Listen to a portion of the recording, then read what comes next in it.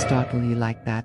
But I was getting tired of always being alone. I work night shifts in a hospital as a cleaner, and it can get pretty lonely. So I started bringing my guitar in, and I would sit in this little unused office and play. I wasn't very good, but I was learning. One night I was playing this new song I had learned, and I was really proud of myself because it was actually kind of scary. The chords were all really dark and minor, and it was about a guy who discovers he has a doppelganger, like an evil twin. And as the song goes on, the doppelganger starts to take over his life, his friends and family, everyone he knows. Slowly but surely, he becomes more and more insane until he finally snaps and murders his doppelganger, only to find out that it was actually himself all along. Anyway, I was playing it kinda loud, and I don't know if it was the song or the way I was playing it, but suddenly I heard footsteps near the door. I stopped playing and I listened, but there was nothing. I thought it was just my imagination. So I started playing again.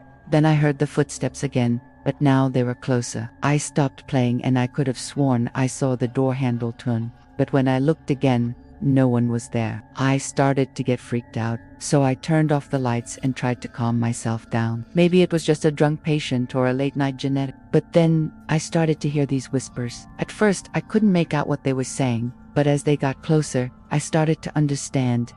"Get out," they whispered.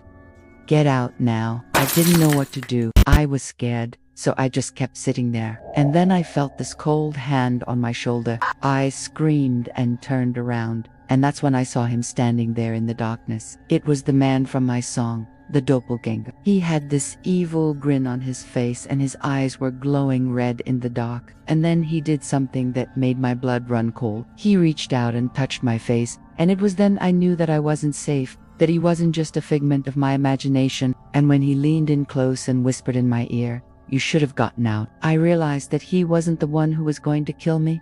I was already dead.